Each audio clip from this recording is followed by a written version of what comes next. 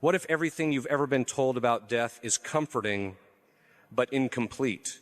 Not false, not entirely wrong, but softened just enough to keep you from asking the one question that actually matters. What truly happens in the first instant after you die? Because the answer is not gentle, it is not slow, and it is definitely not what most people expect. In fact, the very first moment after death is so sharp, so precise, that it strips away every illusion you've ever lived with and replaces it with something far more intense. And here's the part most people avoid. You don't drift into it. You are suddenly confronted by it. Because the moment life ends, everything changes, but not in the way you imagine. There is no fading into a peaceful darkness, no gradual slipping into unconsciousness, no soft transition where you slowly realize what's happening. Instead, something immediate takes place, something exact, something unavoidable. The soul does not wander, it does not wait, it does not sleep. It encounters reality itself all at once. And that reality is clearer than anything you've ever experienced while alive. Not emotionally clear, intellectually, spiritually, absolutely clear. And that clarity is where everything begins to shift. But here's where it becomes uncomfortable. Because most people assume that clarity will feel comforting, that seeing the truth will somehow feel warm, reassuring, even peaceful. But that assumption hides a deeper reality. Because truth, when seen without filters, is not always gentle. It doesn't adjust itself to your expectations. It doesn't soften itself to protect your feelings. It simply reveals. And in that revelation, something happens that changes everything. The soul sees itself exactly as it is. And that's the part no one prepares for. Because during life, it's incredibly easy to misunderstand yourself. Emotions cloud your perception. Habits shape your thinking. Distractions keep you from looking too deeply. You can justify things. You can explain things away. You can tell yourself stories about who you are and why you do what you do. But at death, all of that disappears. Not gradually, instantly. And what replaces it is not confusion, but precision. A level of understanding so complete that it leaves no room for denial. Which leads to a question most people don't want to ask. If all illusions disappear, then what remains? Because whatever remains in that moment is what you actually are, not what you intended to be, not what you told others you were, not even what you hoped you had become, but what your choices over time have truly formed. And here's where things begin to escalate, because that revelation is not separate from judgment. It is the beginning of it, but not the kind of judgment you might be imagining. Not a courtroom, not a debate, not a back-and-forth conversation where you get to explain yourself. Because explanation belongs to uncertainty, and uncertainty no longer exists. The soul does not argue because it sees. It does not defend because it knows. And in that knowing, something even more unsettling happens. The soul recognizes its own condition without needing to be told. And this is where the structure of reality begins to reveal itself. Because judgment is not delayed. It is not processed over time. It does not unfold step by step the way human experiences do. Instead, it happens in a single act of understanding, instant, complete, final. Not because God rushes the process, but because time itself no longer applies. You are no longer in a physical world where seconds pass and moments unfold. You are in a state where everything is known at once. Now pause for a second, because this changes everything. If judgment is immediate, if clarity is total, and if the soul sees itself without distortion, then that means something very specific. It means there is no moment after death where you figure things out. There is no period of adjustment, no opportunity to rethink, reconsider, or reframe your life. Because that process belonged to life itself. And once life ends, the direction of the soul is already set. But here's the part that most people misunderstand. This doesn't mean God suddenly becomes harsh. It doesn't mean mercy disappears. In fact, it's the opposite. Because what feels intense in that moment is not cruelty, it's truth. Truth without distortion, truth without delay, truth that reveals everything exactly as it is. And the reason it feels overwhelming is because during life, you were never able to see with that level of clarity. Think about it. Every decision you've ever made, every moment where you chose honesty or avoided it, every time you acted with love or turned inward, every time you responded to something good or resisted it, all of those moments didn't disappear. They formed something. They shaped something. They built a direction within you. And at death, that entire structure becomes visible all at once. Not as scattered memories, not as random events, but as a complete picture of what your life actually became. And here's where it gets even more intense, because this picture is not shown to you from the outside. You don't observe it like a movie. You experience it from within. You understand it as your own reality. And that understanding is so precise that in a real sense, the soul participates in its own judgment, which raises a difficult but unavoidable truth. Those who are saved don't claim they earned it. They recognize something else entirely, mercy. And those who are lost don't argue that it's unfair. They recognize something just as clearly, truth. Not imposed truth, recognized truth. And that recognition changes how we understand everything about death. Because modern thinking often paints a very different picture, a softer one, a more flexible one. The idea that maybe there will be a conversation, that maybe circumstances will be considered, that maybe there will be a chance to explain why things happened the way they did. But that idea depends on something that no longer exists after death, ignorance. And without ignorance, there is nothing left to explain. So now the question becomes even more serious. If there is no confusion, no delay, and no second chance to reinterpret your life, then what actually determines what the soul experiences in that first moment? Because it's not random, it's not emotional, and it's definitely not based on what you hope will happen. It is based on something much deeper, something that has been forming the entire time you were alive. Your will, not your intentions in the abstract, not your passing thoughts, but the direction your will has taken over time. Because every repeated choice does something subtle but powerful. It forms habits. And those habits shape desires. And those desires slowly train the will to move in a certain direction, toward truth or away from it, toward God or inward toward itself. And this is where the illusion of last-second change begins to fall apart. Because many people believe they can live however they want, and then, at the very end, simply regret it and everything will be fine. But that idea assumes the will can instantly reverse itself without preparation. And that's not how formation works. Because a will that has been trained over years to resist truth does not suddenly become aligned with it in a single moment. Not because God refuses mercy, but because the soul has not learned how to receive it. And that's a completely different way of understanding everything, because it means life is not just about what you do, it's about what you are becoming through what you do. Every decision matters, not just in isolation, but in formation. Every moment either strengthens your alignment with truth or weakens it. And over time, that alignment becomes your identity at the deepest level. So when death arrives, it doesn't change you, it reveals you. And that revelation is where the intensity comes from, not from something being added, but from everything being uncovered. And once that happens, something else begins to unfold, something most people never consider while they're alive, because it operates quietly, almost invisibly, beneath the surface of daily life. But at death, it becomes impossible to ignore, because you are not alone in that moment. And that realization alone changes the entire experience in ways most people are not prepared for, not because it introduces something new, but because it reveals something that was always there. Watching, witnessing, responding, and in the next moment, you begin to understand exactly who and why, but that's where things become even more intense. Because the moment you realize you are not alone, everything shifts again, but not in a comforting way at first. It sharpens the experience, it intensifies it, because suddenly your life is no longer something that existed only between you and your thoughts. It is something that has been seen, witnessed, accompanied the entire time.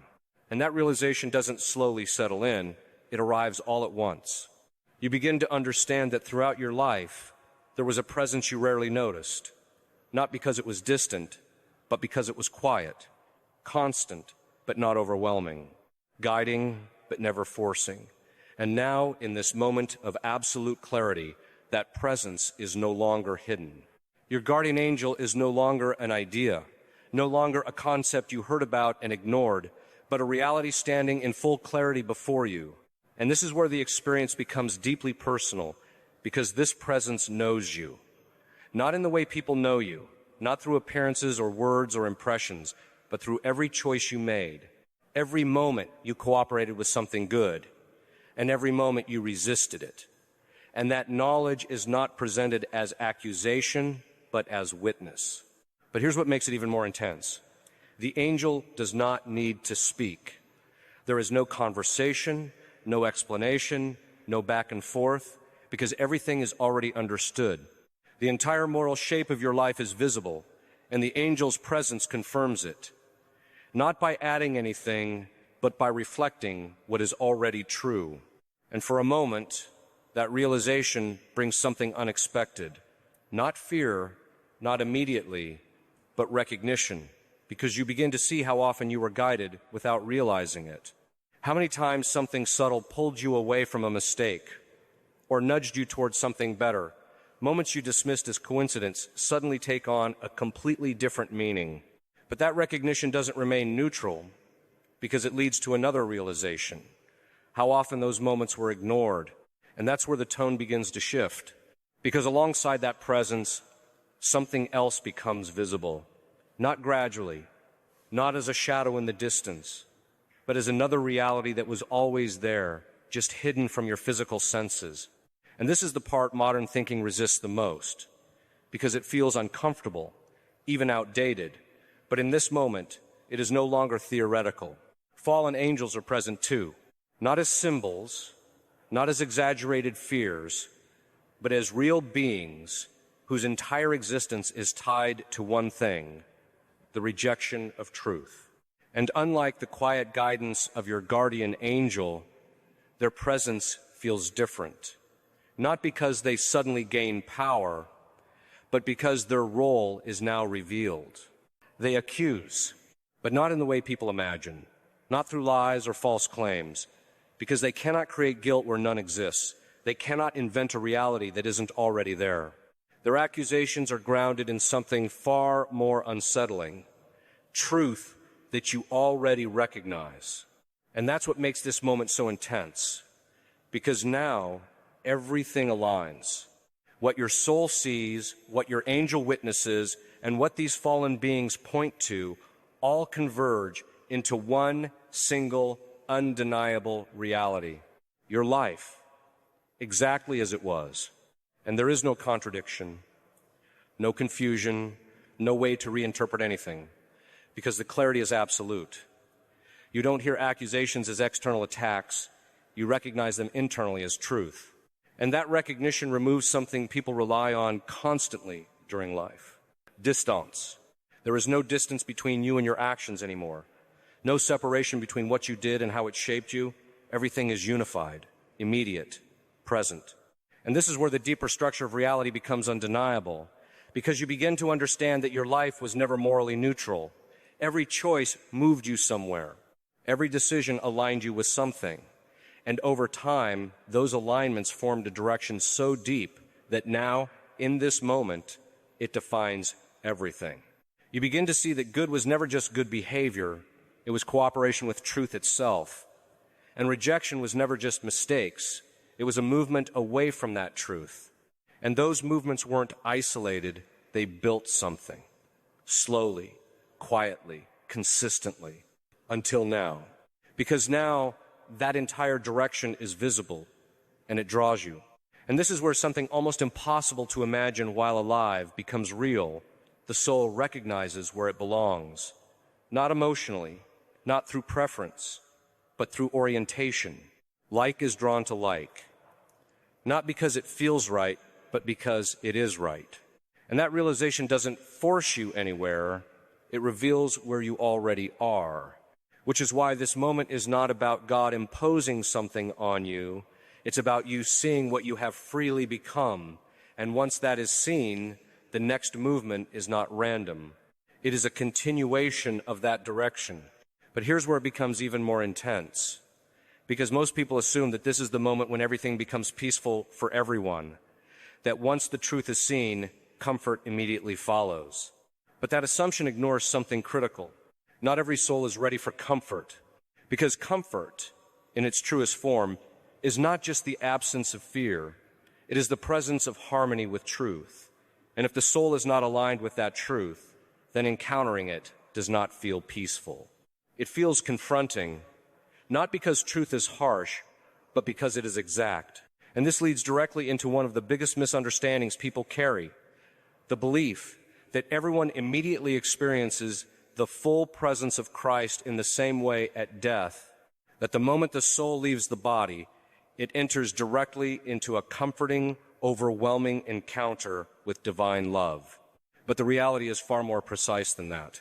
Because while Christ is never absent, how his presence is experienced depends entirely on the condition of the soul, not on desire, not on expectation, but on formation.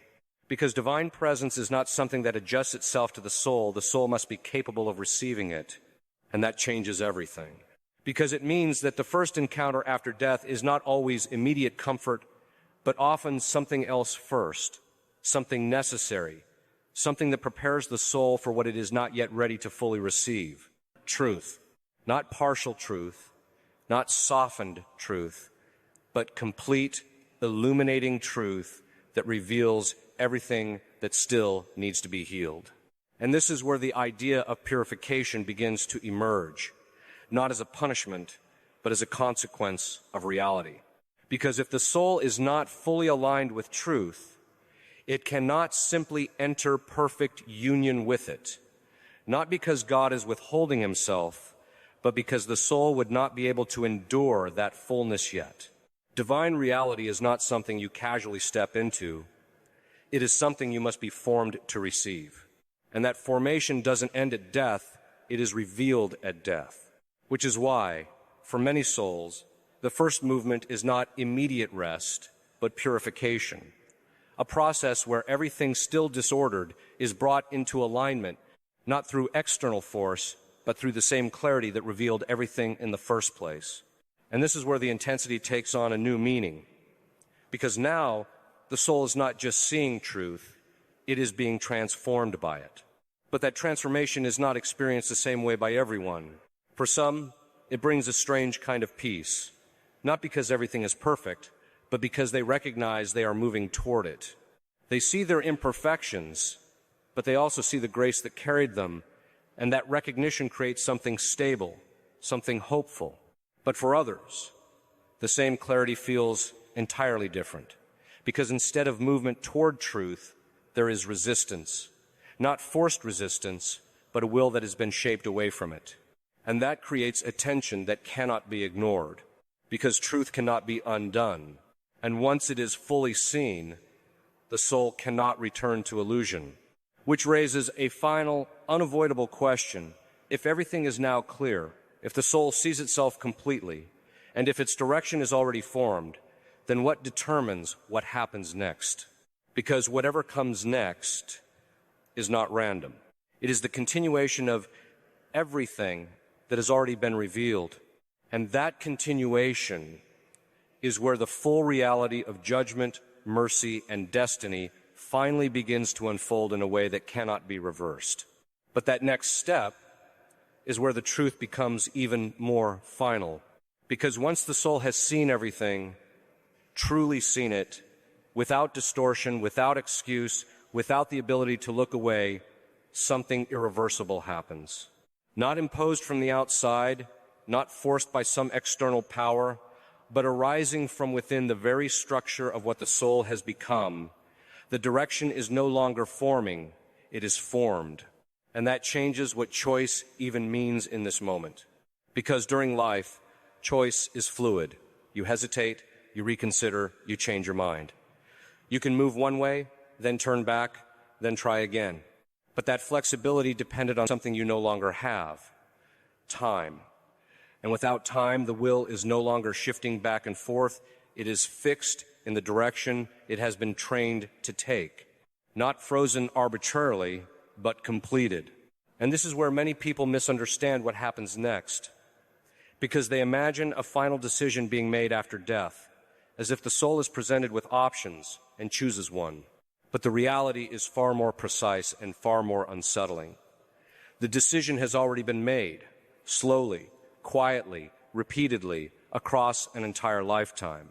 So now, what unfolds is not a new choice, but the full expression of the one that has already been lived. And that realization brings everything together in a way that is impossible to ignore, because the soul is no longer asking, "What should I become?" It is recognizing, "This is what I am." And from that recognition, movement begins. Not physical movement, not travel through space, but movement of alignment.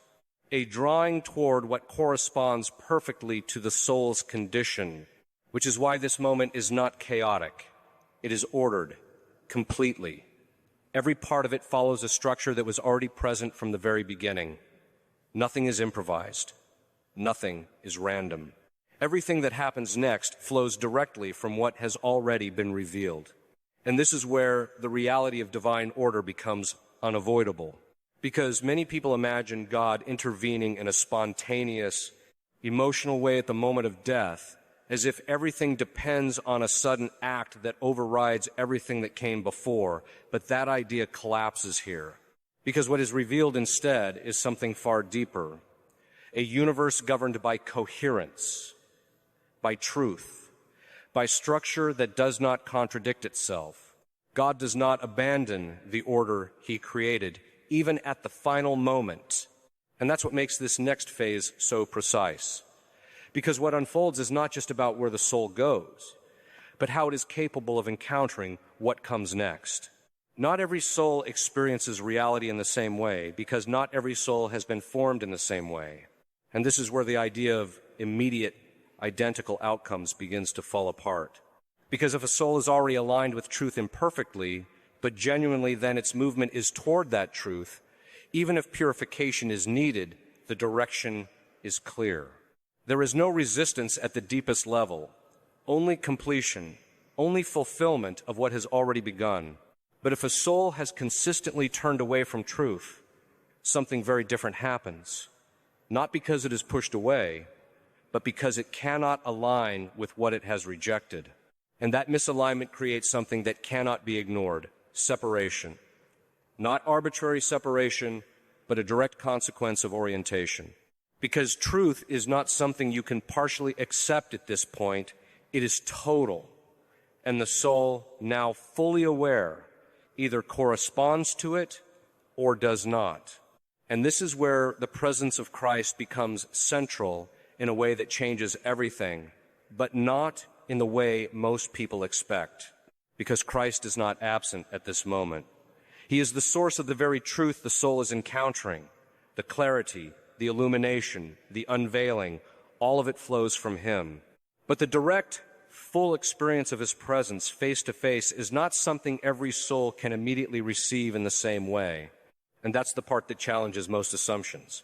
Because people often imagine that seeing Christ instantly resolves everything, that his presence overrides all conditions, all formation, all alignment. But that idea misunderstands something essential. Divine presence is not something imposed on a soul that is not ready for it. It is something the soul must be capable of enduring, because divine reality is not partial, it is absolute. And a soul still bound by disorder, by attachment, by anything that resists truth, cannot simply step into that fullness without being overwhelmed. Not because Christ withholds himself, but because the soul has not yet been fully conformed to what it is about to encounter, which is why for many, what happens next is not immediate union, but necessary purification. And this is where the intensity deepens again, because purification is not symbolic. It is not a vague idea of becoming better. It is the direct confrontation with everything within the soul that does not yet align with truth, not through external punishment, but through internal clarity. Because now, the soul sees not only what it is, but what it was meant to be. And that contrast creates something powerful, a recognition that is both painful and hopeful at the same time. Painful because the distance is undeniable. Hopeful because the direction is still toward fulfillment, toward completion, toward the fullness of truth that the soul was created for. And this is where the idea of mercy becomes clearer than ever before, because mercy is not the removal of truth. It is the restoration of the soul into alignment with it. But that restoration requires something of transformation, and transformation by its nature is not instant comfort. It is process. Not a process of time as you understand it, but a process of reality unfolding exactly as it must. Every attachment faced, every distortion corrected, every remaining resistance brought into clarity. And through that, something begins to change. The soul becomes capable of receiving what it could not receive before, capable of enduring what would have overwhelmed it, capable of entering into something that is not just peaceful, but complete. But here's where it becomes even more important to understand something most people overlook. This entire reality is not a sequence of disconnected events. It is one unified experience. Judgment, presence, truth, purification, they are not separate stages you pass through like steps on a ladder. They are all present at once. Because outside of time, there is no before and after in the way you're used to. There is only reality, fully revealed, fully understood, fully experienced in a single, complete awareness. And within that awareness, everything finds its place instantly, which is why nothing feels delayed and nothing feels rushed. Everything simply is. And in that is, the soul understands more than it ever could during life, not through learning, but through direct knowing. Grace is no longer an abstract concept. It is seen as the very life that either exists within the soul or does not. Sin is no longer misunderstood or minimized. It is recognized as the exact distortion it truly is. And responsibility becomes absolute, not because it is imposed, but because it is undeniable. There is no longer any ignorance to hide behind, no confusion to soften the reality. Everything is known exactly as it is, and the soul accepts that knowledge completely, which leads to one final realization that brings everything together. Nothing about your life was ever insignificant. Every moment mattered. Every decision shaped something. Every act of truth strengthened alignment, and every rejection weakened it. And all of it, every single part, has now come together into one complete reality that defines what the soul is. Not what it appears to be, what it is. And that reality determines everything that follows. Because now, standing in perfect clarity, the soul does not ask what happens next. It recognizes it. And that recognition is where the final movement begins. And in that moment of recognition, everything that felt like uncertainty during life finally collapses into clarity. Not because something new is revealed, but because nothing is left hidden anymore. The soul is no longer moving through questions. It is moving through truth itself. And truth, once fully seen, does not need explanation. It simply is. But here is where the final tension appears. Because even in absolute clarity, the soul still encounters something deeply personal. Not external punishment, not external reward, but the full weight of what it has freely become. And that weight is not added in this moment.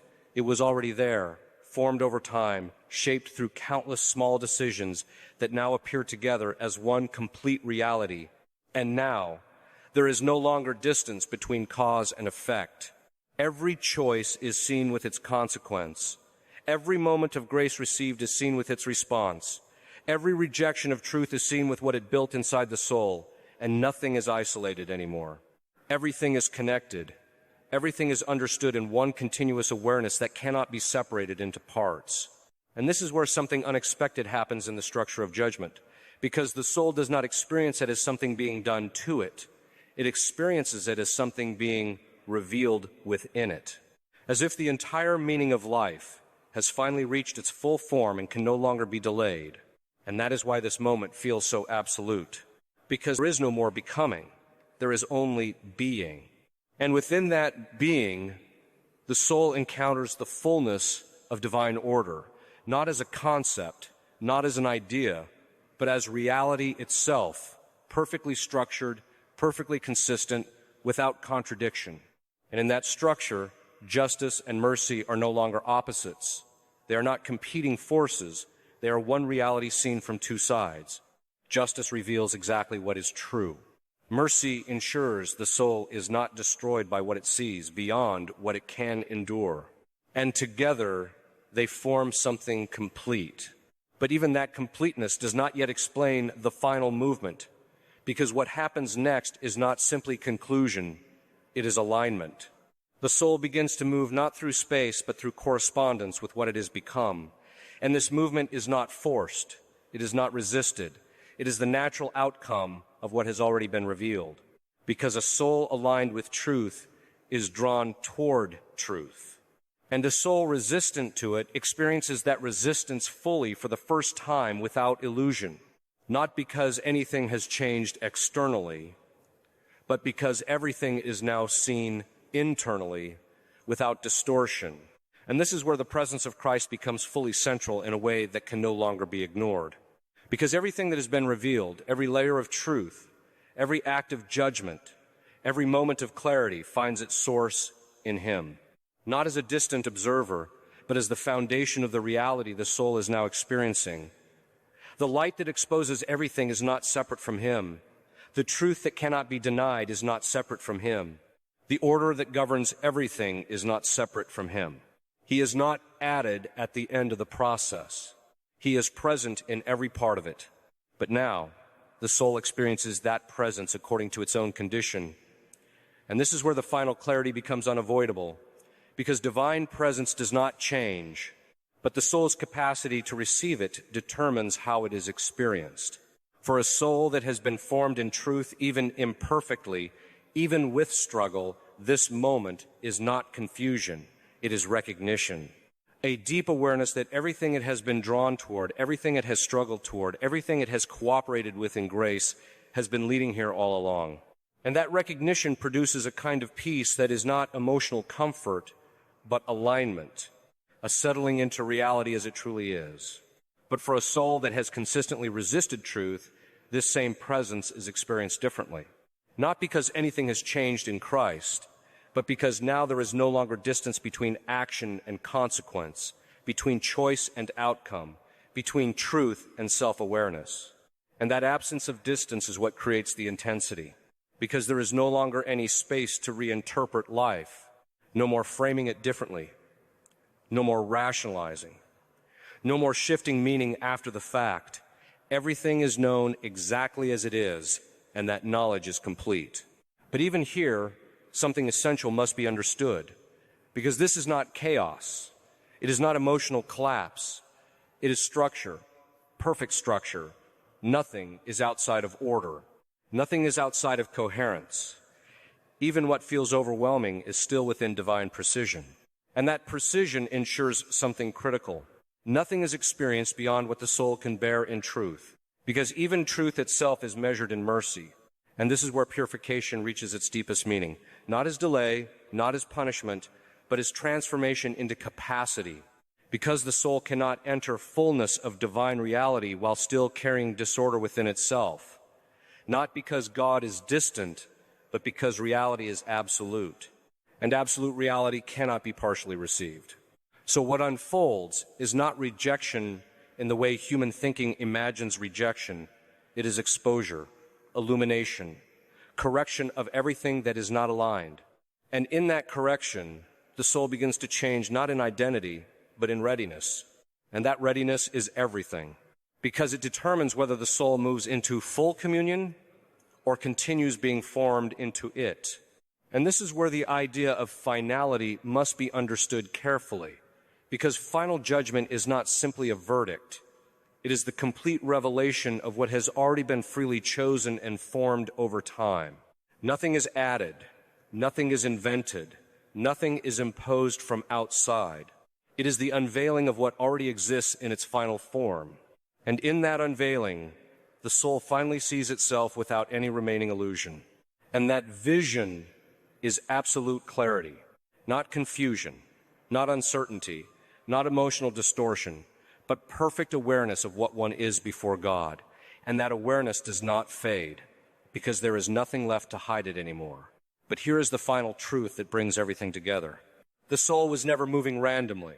Every moment of life mattered because every moment contributed to formation. Even the smallest decisions were shaping direction. Even unnoticed habits were shaping desire. Even hidden intentions were shaping identity.